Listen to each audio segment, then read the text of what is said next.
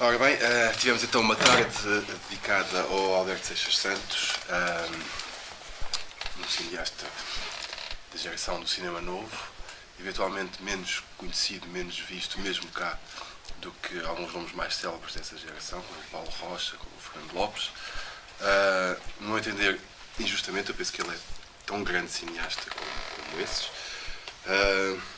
Não deixa de ser até bastante surpreendente a maneira como um conjunto de pessoas que se conheceu muito novo, que começou a conviver muito novo, e falo desse grupo de cinema novo, do Alberto, do Paulo Rocha, do Fernando Lopes, do João César Monteiro, do António Pedro Vasconcelos e ainda outros, quando tenham, no momento em que passaram à realização, tenham revelado personalidades artísticas tão vincadas. Os filmes do Alberto não se confundem com os filmes de mais ninguém, mesmo que essas proximidades existissem até a nível pessoal e a nível de relacionamento e de convívio. E o filme do Luís mostra isso, mostra esse lado muito bem. A importância do Alberto não se resume aos filmes que fez, sem diminuir as suas qualidades de cineasta e a sua importância como cineasta. A sua importância não está apenas aí. Ele foi também um grande pensador, crítico no sentido lato, até mesmo há quem lhe chame o ideólogo do cinema novo, cuja influência se fez sentir em várias gerações. Na sua própria geração, eu lembro de ler textos do César Monteiro, até se calhar declarações dele, onde ele se referia ao Seixas com aquele nome de código, a velha, e agora não consigo situar, mas há um texto do César que ele diz que está a falar de um filme que não tinha achado assim nada especial, mas a velha diz que é bom e portanto eu é que devo estar enganado. Portanto, a importância do Seixas, o Seixas era importante a este nível, era uma referência, foi uma referência para as pessoas da sua geração, da sua idade, dos seus amigos, e continuou a ser uma referência para outras gerações, até pelo seu papel na escola de cinema, por exemplo. Uma influência que continuou a verificar-se até gerações muito mais jovens do que a dele. Eu penso, lembro-me de ouvir o Miguel Gomes, por exemplo, que é 10, 15 anos mais novo do que vocês. 15 não, mas à volta disso.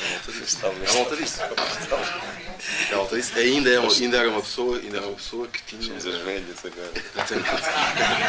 Exatamente. Não, mas é verdade. O que eu vos pedia a vocês velhas para começo de conversa era que falassem um bocadinho dessa influência, dessa importância do Seixas, especificamente, e falando de manifestações concretas, de que formas é que essa influência assumia para a vossa geração, no vosso caso pessoal. Luís. Também há uma coisa que a Cinemateca também, ainda com os convites que foi feito, né, para o Alberto ainda falar sobre aquelas sessões sobre a história de cinema, né? Sim, que foi uma grande semana. Também houve uma nova geração que se confrontou com isso, né? Isso também foi uma possibilidade de ainda, enquanto ele foi vivo, né? Ele conseguiu, não só nós alunos, né? mas também outra geração que na Cinemateca conseguiu ouvi-lo também a pensar os filmes, né? Eu acho que isso também foi muito importante. Aliás, vale a pena dizer que isso está tudo no catálogo da Cinemateca, foi transcrito essa semana, que de facto, sendo o motivo da conversa o cinema do Strauss-Bouillet, o que passa por aquele texto é muito mais do que só o cinema do Strauss-Bouillet. Aquilo é quase uma espécie de testamento do pensamento cinematográfico do Seixas e do cinema de que ele gostava e o que é que ele gostava nesse cinema de que ele gostava e também do que ele gostava, como é. Desculpe, continua. Não, eu posso constatar que eu fui aluno, não é? como o Manel, e depois trabalhei numa produtora que era a Isabel, a quem ele dedica ao mal, que aparece lá uma dedicatória à Isabel, que infelizmente morreu muito cedo, 4 ou 50 anos no mal, e que eu depois continuo uma relação com o Alberto, para além de amizade, e continuo a encontrar-me com ele, ir ao cinema com ele, não sei o quê. E constatava que realmente, às vezes eu estava lá em casa dele e estava toda a gente a ligar lá para casa. Portanto, realmente ele tinha uma influência. Era o César, que passava horas, era Maria Gil. Eu acho que as pessoas viam ele como também um confidente. Eu acho que também desabafavam com ele. Mas também, eu lembro-me que a própria Associação de Realizadores, não é? Sim. Ele até enquanto pôde, era ele que sabia exatamente como é que se podia abordar a estratégia de luta, não é? A gente sabe que o cinema teve constantemente a ser barricado, não é? Às vezes com anos em que não havia concursos, com a Zita, como se chamava aquela, não sei se Zita Seabra, tentou também acabar, não sei o que mais, não é? O próprio foi diretor. E ele foi diretor também. Mas era ele que redigia, era ele que estava a par de toda a parte de legislação, quer dizer, ele de certa maneira era realmente a figura parda, né? Quer dizer, havia ali um lado que às vezes era um bocadinho mal amado e talvez às vezes culpado, mas era incontornável, quer dizer, as pessoas sabiam que, mais, grande parte de quem foi aluno dele e não sei o quê, convidava-o sempre a ver os filmes. Eu acho que era importante a opinião dele, não é? Sim, acho que sim. Não teríamos que concordar, mas tínhamos sempre que ter a opinião do Alberto, porque a gente sabia que ele sabia muito de cinema, não é? Portanto, quer dizer, é sempre o que é que ele acha, não é? O que é que ele acha, se ele tem alguma coisa a apontar, o que é que... Eu acho que a influência é uma influência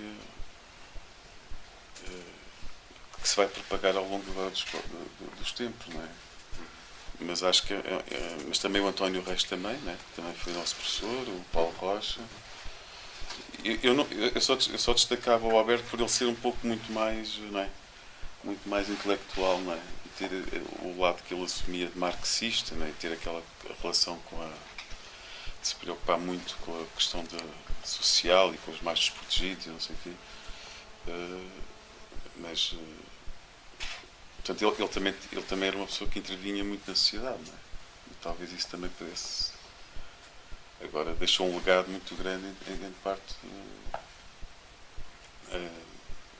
pela própria escola que ele também fundou, não é? Eu às vezes faço o exercício de pensar se não houvesse a escola de cinema, como é que seria o cinema português hoje em dia? Não é? Sim, sim. Não sei, haveria cinema, haveria um outro cinema, mas não haveria o Manel, não haveria o Pedro Costa, era uma história completamente diferente. E eu acho que ele aí é de uma responsabilidade completa, porque ele é convidado na altura, não é? Pela coisa pelo Ministério da Educação, ou o que é, não é? A começar a formar. A Madalena Perdigão, convidou. Mas eu acho que há realmente uma coisa, e se calhar o Alberto prescindiu um bocado do seu trabalho enquanto realizador por uma ligação ao poder, temos que encarar frontalmente, de ser um estratega, é muito graças a ele, só pelo movimento do cinema novo, mas depois a própria atuação dele dentro do CPC e seguidamente é ele que fica encarregue de criar uma escola, ou de traçar um esquema para a escola de cinema, tal como o Instituto Português de Cinema. Claro. E ele também tem um trabalho talvez mais subterrâneo do que, por exemplo, o Fernando Lopes, mas dentro da RTP. Sim. Ou seja, ele está num determinado momento crucial dentro da história de Portugal, ou seja, no pré e pós 25 de Abril, nas estruturas capitais para o que vai ser o cinema português desde os anos 70 até hoje. E, obviamente, que é também de referir a toda a atuação dele dentro da Associação Portuguesa de Realizadores. Mesmo ele quase esteve em muitas das direções, mas quando não estava, era sempre a ele que se recorria para criar as táticas, pelo conhecimento que ele tinha do que se passava dentro das áreas ligadas ao cinema em Portugal. E há uma coisa que eu, neste teu filme, que ele assume a culpa da geração dos anos 60. Ele diz que é só a questão da exibição, distribuição, eles não terem realmente atacado isso, que eu concordo completamente, mas o facto de, eu não sei se nas conversas com ele próprio reconhecer muitas vezes que dentro dos cargos que ele teve nestas várias instituições, obviamente estavam-se a fazer coisas novas e muitas vezes cometeram-se erros. E erros até de avaliação em relação a certas carreiras, a certas atitudes, para não só em relação à questão da distribuição e exibição, mas até mesmo dentro dos critérios de produção. Mas eu acho que, para mim, eu conheci o Alberto na escola de cinema. Eu andei um bocadinho antes do que o Luís lá, e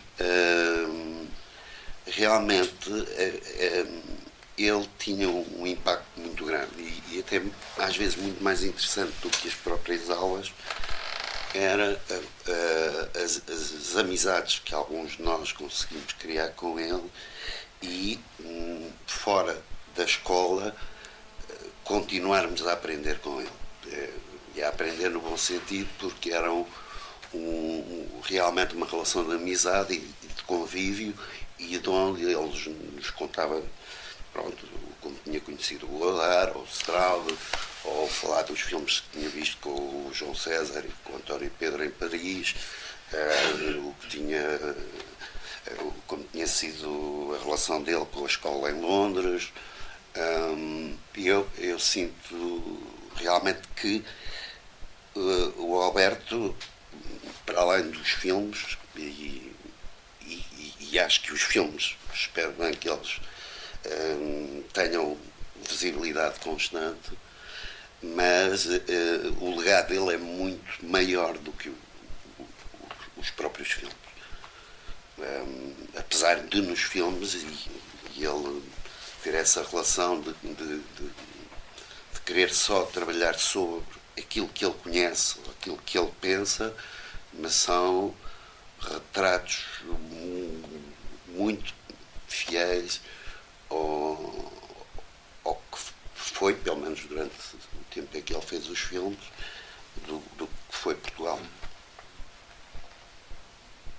Sim. Eu acho que ele já disse em algumas entrevistas que este lado interventivo, de se calhar também de estar ligado em certas ocasiões, né, ao poder, e ele também próprio poder contribuir a criar climas, né, do cinema português poder ter força e se calhar às vezes com opções que eventualmente que estavas a falar, que é possível, mas ele abdicou realmente de uma carreira de cineasta, mas acho que isso foi voluntário, porque eu acho que ele também era uma pessoa que tinha muito prazer em ensinar, não é? Eu lembro das aulas dele, e aquilo era, quer dizer, ele dava-nos a história do cinema, uma aula sobre o Orson Welles, mas também falava do Barroco, quer dizer, falava do Rossellini e do neorrealismo, e uma pessoa ficava ali completamente esmagada, quer dizer, e ele tinha prazer nisso. Eu acho que ele tinha um prazer enorme. E acho que quando ele foi diretor de programas, ou subdiretor durante 4 anos na RTP, havia 5 filmes durante a semana. Ele até comenta que houve um crítico francês, alguém que veio a Portugal em 85 e estava a passar na RTP2 um dos filmes do Stroll. que ele dizia que na Europa não havia nenhum cinema. Portanto, ele realmente, acho que a certa altura ele percebeu que podia ser mais útil, não é? Indo para a RTP até o deixar. Indo para a IPC, não sei porquê. Mas depois ele teve que optar com a escola, não é? Acho eu, mais ou menos. Sim. Pronto. E eu às vezes tinha pena de dizer ao Alberto, porque é que o Alberto não escreve? Sou preguiçoso. Mas o Alberto tem que contar essas histórias. Aquilo que estava o Manuel a dizer, ele contou-me quando o Rossellini veio em Portugal, que ele estava no IPC a tentar cravar dinheiro para fazer um filme. Ponto. E ele, claro, que era o que ele dizia, quer dizer, nós estamos aqui aflitos para fazer filmes portugueses, por mais que a gente goste do Rossellini, ele conta as histórias do Godard também, quando era uma retrospectiva, e há umas latas que não chegam, e ele está no aeroporto e arranja pretexto para se ir embora. Quer dizer, são coisas que deviam estar escritas. E eu esta ideia deste filme nasceu-me em 2000 ou antes, que eu jantava muitas vezes com ele, e o Manuel sabe, jantava com ele e ele estava sempre a contar estas histórias. E dizia, isto tem que ficar escrito. Talvez se eu fosse jornalista, se calhar teria feito um melhor papel, porque teria se calhar registado isto em texto, não é? E pronto, e às tantas disse, não tem que ser agora, Alberto, pronto, vamos fazer agora e tal, o Alberto fala e tal. E este filme também é um bocadinho... Podia ter sido outro. Ele podia ter começado a falar, se calhar, também de outras coisas. Agora, eu fico contente, de certa maneira, porque acho que há ali uma pessoa que hoje em dia podemos... Quem não conheceu e não sei o quê... Tenho pena não ver um sobre o Lopes, não é? Mas uma coisa... Mas não tem este tipo... Uma coisa muito documento. Um arquivo. Não é? Sim, arquivo, pronto. Arquivo do pensamento do Alberto Seixas Santos. Tal como exposto por ele próprio. Isso faz-nos falta, não é? Até para se perceber como é que a história, como é que as coisas se passaram, não é? Sim, é um bocado como o 25 de Abril, não é? É bom a gente ter o hotel a falar. Vocês estavam a falar do envolvimento político dele, e há um também que não foi mencionado, que é quando ele se envolveu na campanha do Hotel Saraiva de Carvalho. Como propagandista. Embora ele já soubesse que ele ia perder. Claro, sim. Mas foi provavelmente por isso que ele aceitou. Claro. Foi provavelmente por isso que ele aceitou. Não, porque ele disse sempre que gosta de estar do lado dos vencidos e tal. Pronto, ele gostava desse lado. Pois, mas é isso que eu acho curioso, porque ele... Mas ele não fugia, não é? Não se escondia. Não. Muito pelo contrário. E sabendo, devido aos problemas de saúde que o acompanharam durante toda a vida, ele era de uma imensa coragem e um homem de ação. E frontal. Ele dizia o que queria a qualquer pessoa, não é? Sim. Várias vezes a perder amigos, acho eu. Que eu julgo que estar do lado dos vencidos, ou um olhar de algum modo desencantado sobre a vida e o mundo, ele, à partida, poder demonstrar alguma austeridade, ou um lado talvez cético, ele, na realidade, até era uma pessoa com imenso humor e muito divertida, e que gostava de partilhar as coisas. E afetivo. E muito afetuoso, sim. Quem não conviveu se calhar tão de perto com ele não conhece esse lado. Que aqui no filme não está, mas também não teria que estar. Mas ele criava relações afetuosas bastante com facilidade, e era alguém que dava muito valor a isso. Embora preponderava esta imagem dele mais austera. Aliás, posso dizer porque era político. Mas ele diz num filme que se emociona várias vezes. Ele quase nunca deixou, ele não deixou de ir à Cinemateca, só deixou de ir à Cinemateca ver filmes quando ficou mais doente. Já não era fácil mexer-se. Ele ia frequentemente ver e rever filmes. Exatamente. E nos últimos tempos levava ao neto. Tens razão. Mostrar ao neto os clássicos. É verdade. Isso era uma imagem muito bonita, vê-lo chegar com o neto pela mão à Cinemateca, com aquele ar austero que ele tinha, aquele ar duro, não é? E no entanto, ver o Aurora, era o avôzinho a levar o neto ao cinema. Isso era bastante. Sim, porque para ele o cinema, eu acho que está no meu filme, eu acho que é uma das coisas que eu se calhar fico contente agora ao rever é que ele realmente viveu para o cinema. Não sei se... Acho que fez uma espécie de sacerdócio, não é? De gostar e de se dedicar completamente ao cinema. Ele diz isso no início do filme, não é? Para o bom, para o bem e para o mal, um bocado como uma alcunha que o César de velha, o Lopes tratava por Ratzinger. E havia outra pessoa que tratava por Nosferatu. Não vou dizer o nome. Mas o velho vem da debilidade que ele tem logo aos 11 anos, que fica logo com aquela impossibilidade, não é? Por causa do coração. Tem a ver com a cara, com a expressão dele. E que também o faz. Eu acho que uma pessoa, mais velho, uma pessoa quando perde uma mãe aos 5 anos e aos 11 anos deixa de poder jogar futebol e passa a passar grande parte do tempo em hospitais e tal, eu acho que também nos torna um bocadinho mais pesados. Não é? Também há alguma coisa que determina. Ela é atravessada por vários dramas. Vários dramas, nós sabemos isso, coisas muito pessoais, claro. Sim. Pronto, que ele reflete no mal. Ele, quando a fazer o mal, diz. Ele fala disso abertamente a propósito do mal, que isto, muitos dos casos, muitas das histórias contadas no mal têm reflexos na sua própria vida pessoal. Ele diz que sabe o que é toxicodependência, ele sabe o que é solidão, e ele sabe realmente. Porque ele também tem uma coisa que. Eu acho que o Alberto também tem uma coisa que eu acho que ele era de princípios, e acho que ele dizia: eu só falo das coisas que sei. Eu às vezes chegava com ideias: Alberto, o que é que acha deste filme? Pá, mas tu não percebes nada do que é um dentista, com coisas, agora acho que tu deves fazer um filme sobre coisas que tu sabes. E é verdade, são aqueles conselhos que eu agora dou ao meu filho, que também agora anda a pensar fazer filmes. E vem-me com umas histórias e tipo, não, mas é verdade, não é? É um bocado o que ele deve ter dito ao Manel, não sei o quê, que a gente deve falar do que a gente sabe, porque senão é um desastre, quer dizer, a gente não vai correr bem. E ele realmente, quando ele é pessimista e quando ele mostra certas doenças da sociedade, não é? Eu acho que ele sabe do que é que está a falar. Não é? Não está a ser pessimista, não está a dizer que agora é toxicodependência, corrupção. Ele conhece. Conhece muito próximo. Não é? Conhece muito próximo. E isso é uma pessoa muito íntegra, eu acho, nesse aspecto. Agora, não é inocente no sentido em que ele também tem algumas lutas políticas, algumas lutas de procurar, que se calhar às vezes influenciar, mas pronto, mas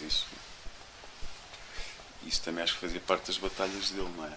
Sim, mas esse lado é num sentido positivo, ou seja, ele pode ter cometido erros, mas por acreditar que estava no bom sentido, não é sim, por ganhar mais poder ou para tirar partido. Não, é porque ele acreditava que aquilo era daquela maneira, como ele acha também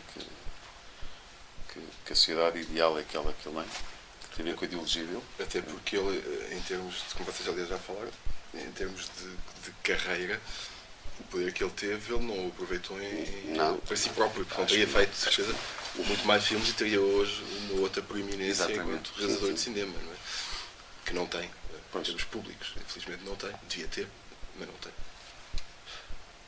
Bem, não sei se alguém aí quer fazer algum comentário ou alguma coisa. Por acaso soube que há aqui um ex-aluno também, que foi aluno. Dois? Se calhar. Não. Não, quando o Luís fala da influência. Vocês já falaram, mas também passava isso, não é? Também sentias isso. Nas aulas, quer dizer, às vezes falava-se mais de pintura e aquilo que disseste. E isso era muito interessante. O panorama de professores que eu apanhei não foi, se calhar, não foi o vosso. Foi bastante diferente. De maneira que era diferente. Era realmente inspirador. Quer dizer, pronto.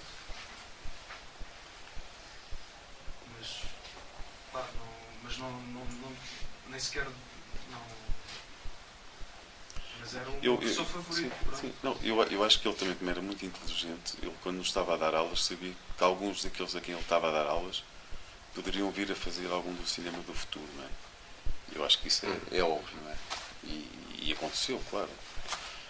E eu acho que ele tinha uma preocupação, eu sentia, de puxar por nós. Sim.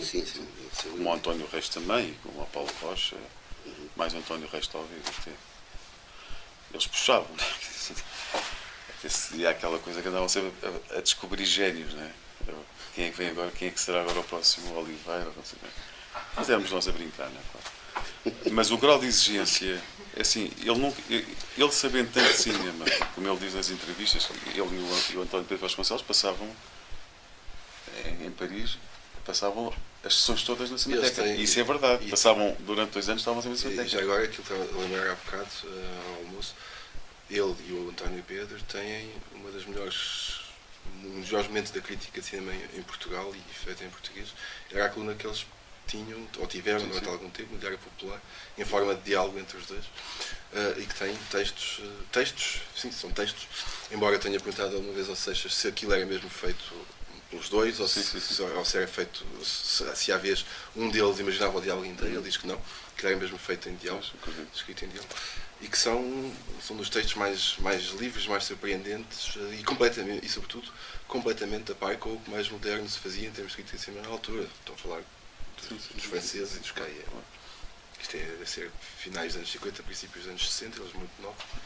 Não, e há uma coisa que ele diz, que há um traço que nós todos temos. O Manel acho que não dá aulas, eu também nunca quis dar, agora vou começar a dar. Mas é uma coisa que eu aprendi com ele, mesmo eu tive agora uma experiência com alunos que estão com computadores e que a gente depois vai ver que eles estão a ver uma data de janelas e a gente está a mostrar um filme, não é? E está o pessoal todo com os telemóveis. É nunca baixar, quer dizer, não sei, olha que se lixa, se os gajos não querem ver, vou deixar de ver. E eu acho que o Alberto sabia tanto de cinema, ele ia para as aulas e muitas das pessoas, dos nossos colegas, não iam à Cinemateca. Não é? E não via na altura.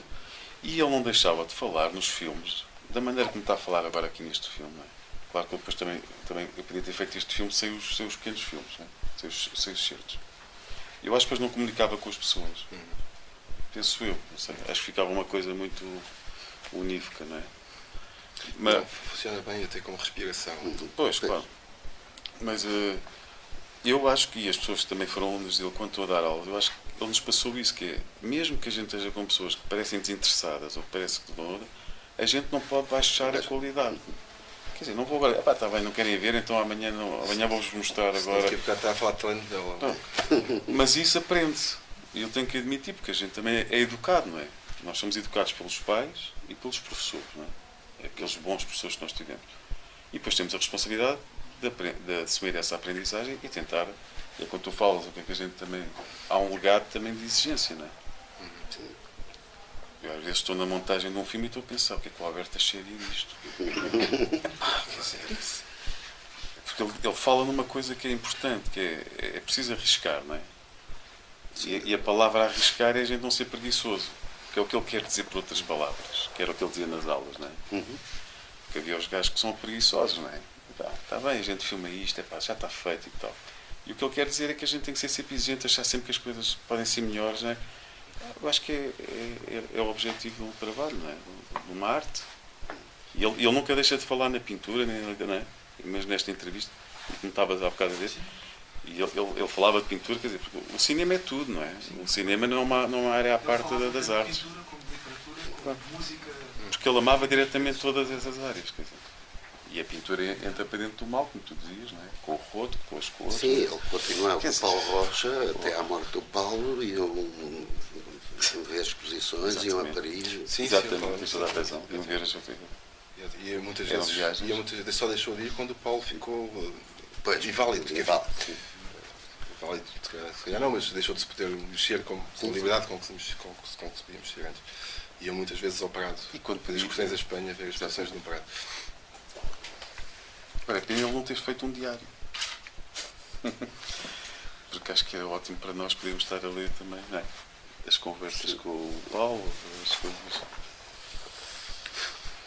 Mesmo quando o António Reis desapareceu, o Vítor Gonçalves tentou com alguns alunos, não é? Reconstituir como é que eram as aulas, não é? Porque as coisas não eram gravadas, não é? Eu fui privilegiado por ter sido aluno dele, não é? E acho que, pronto, senti-me também um bocadinho com vontade de fazer o que fiz, não é? Acho que também talvez seja uma homenagem, também um agradecimento por ele ter também transmitido tanta coisa. Porque eu também sou um aluno que não venho de um curso de engenharia. Isso acontece muito também no cinema, não é? Mas Portanto, eu sou mais velho quando vou para a escola de cinema. E enquanto eu tinha alunos, colegas meus de 17, 18 anos, epá, não estavam. Eu percebo. Epá, o neorrealismo e não sei o que mais. E não sei mais, estavam mais vontade de fumar um cigarro do que propriamente. Então, não sei se eu também, como era mais velho, se calhar também consegui ter. Tinha outra vontade. E também já é acima técnico. Não sei o quê. Mas acho que era interessante um dia haver também uma espécie de um livro, entrevista, não só sobre o Alberto, mas também sobre a importância que alguns destes professores tiveram, não é? Sim, de maneira claro. de ver. Eu estava a ouvir agora o Alberto e estava a pensar que ele também podia dizer, como agora não lembro quem, que o mundo mudou, mas eu não mudei. Mas tem uma pessoa que se mantém fiel aos mesmos princípios e não. Quer dizer, muita coisa pode mudar até no pensamento dele, mas os princípios mantêm-se. Não há nenhuma razão para mudar os princípios lá porque o mundo está diferente. Lá porque o mundo mudou, não é? Os princípios basilares. Que está no mal, não é? Que é dito pela personagem feminina, não é? No mal quando se vira para o marido, não é? Sim. E ela está a censurá-lo e o gajo, não, as coisas mudam.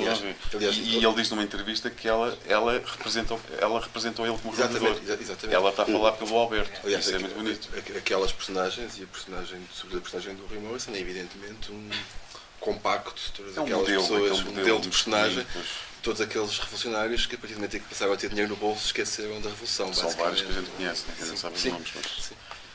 Porque os tempos mudaram, se os tempos mudaram a gente também muda. Eu preciso de dinheiro. O casal António Pedro e Seixas. É engraçado, pode ser. Mais alguma pergunta, comentário daí? Eu gostava de dizer uma coisa. A primeira coisa, aliás, alinhado essa primeira coisa, é agradecer a presença do Luís Alves Matos, que é uma pessoa que eu gosto imenso. Fiquei muito contente quando a organização dos encontros cinematográficos do Fundão achou por bem, além de fazer o mal do Alberto Seixas Santos, a homenagem ao Alberto Seixas Santos, convidar, e muito bem, o Luís, que são muito bonitos os teus filmes. Tanto a fazer o mal como... A fazer o mal é o título, não é? Mas já não vi o que fazer, eu não faço mal, mas não fazer mal. É muito bonito. Não, mas eu gosto do título e gosto que se perceba o trocadilho como acho que o Alberto também gostaria.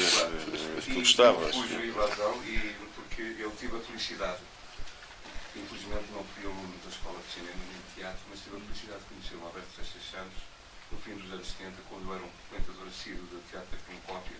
Eu integrava o Grupo Zero e a Solveig Nós do Mundo e o meu amigo Cássio de Almeida.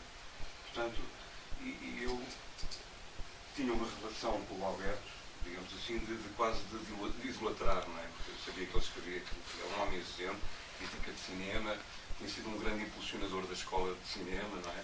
E, portanto, para mim, eu até tinha às vezes assim, uma certa vergonha de falar que era miúdo, não é?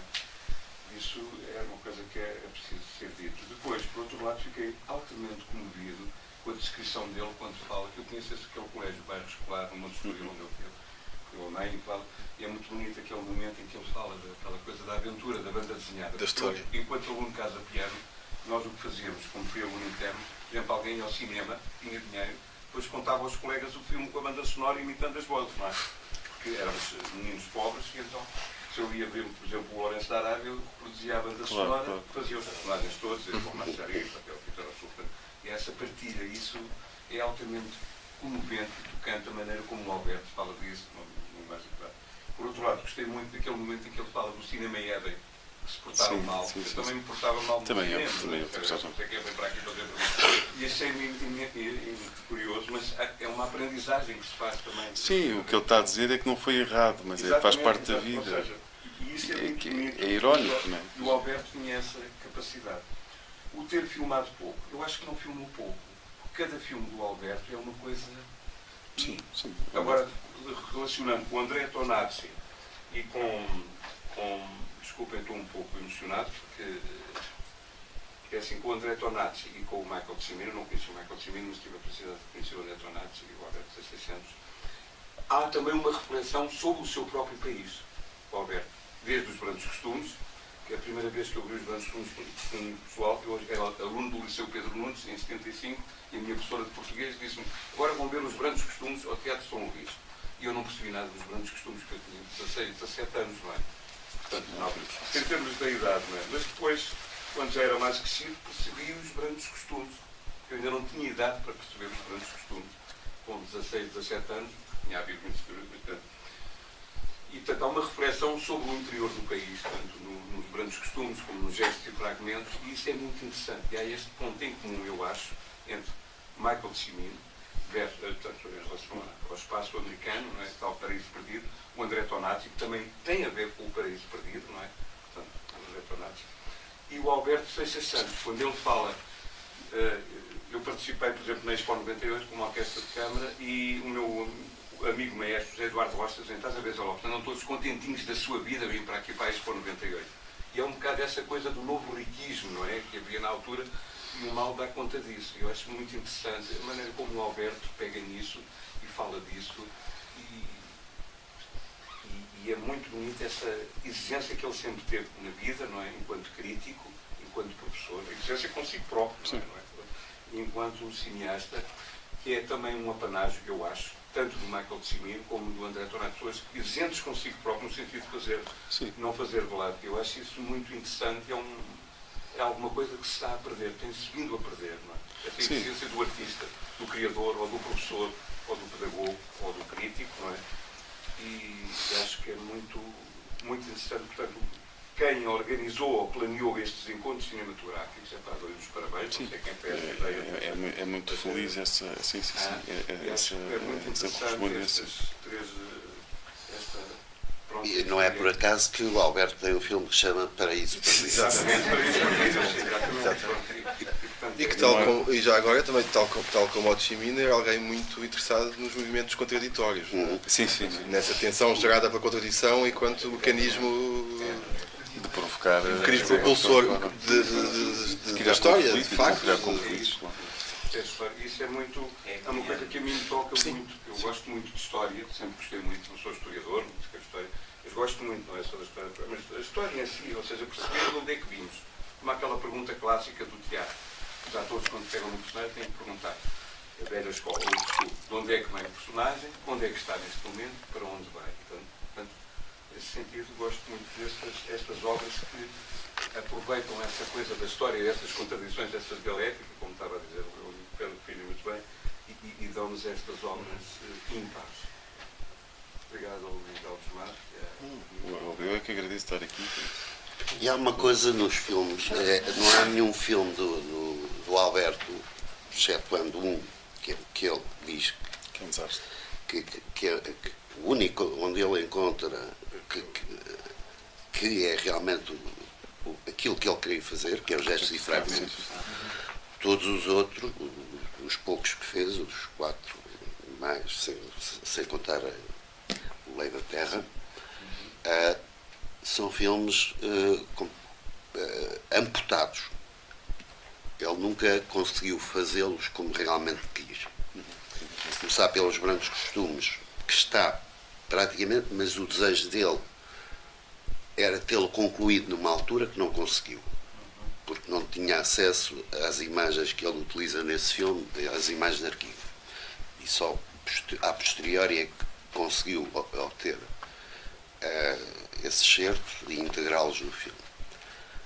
Portanto, o filme, e isso seria muito curioso, não poderemos nunca saber, se ele tivesse conseguido concluir o filme, ele teria estreado antes do 25 de Abril. Depois, no Paraíso Perdido... O filme estreou quase 10 anos depois de... Sim, 5 anos. e é um filme que ele teve imensos problemas, porque o argumento mudou completamente, por questões de produção. E, pronto, ele lastima-se de algumas escolhas dentro desse filme, de atores, nomeadamente em relação a alguns atores, mas eu assisti à apresentação do filme na Cinemateca e eu já conhecia o Alberto, obviamente, mas não, o que eu achei fantástico foi um realizador apresentar o filme a dizer que, não foi com esta palavra, mas literalmente a dizer isto é uma merda. Tem que ter muito no, respeito. no mal, sabe-se que era um projeto de um mosaico muito maior. E um filme de 3 horas. E já que falaste da estreia do Paraíso Perdido, que foi uns bons 6 a antes da estreia do Paraíso Perdido na Cinemateca, foi uns bons 7 anos antes da estreia do Mal.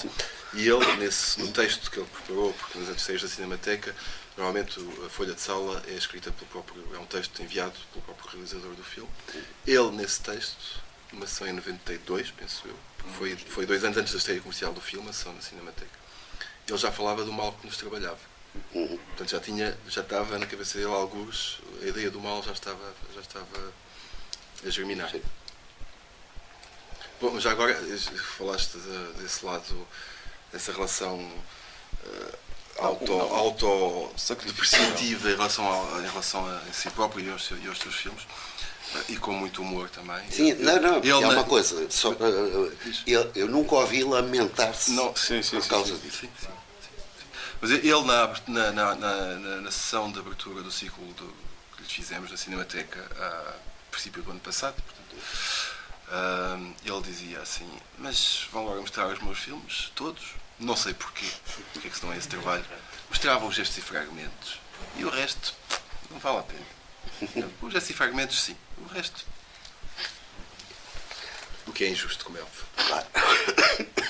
Mas ele não dizia isso com pretensão. Não era com pretensão. Ele achava que isso era bem. Eu acho que a modéstia era genuína, porque justamente vinha desse grau de exigência tão grande que ele tinha, que o conseguia, e que não é sempre fácil encontrar cineastas assim, conseguiu olhar para os seus próprios filmes, não abdicando dessa exigência crítica.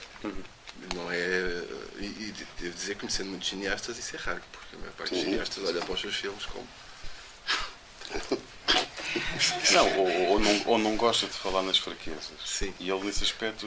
E para ele as fraquezas eram sempre mais importantes do que as forças. A não ser quando ele achava que as fraquezas tinham sido eliminadas ou controladas. E era o caso de Gestos e Fragmentos, que era o filme que ele dizia, de facto. Não, este é o meu filme, Gestos e Fragmentos. Bom, estou-me ali a fazer sinais que temos que acabar.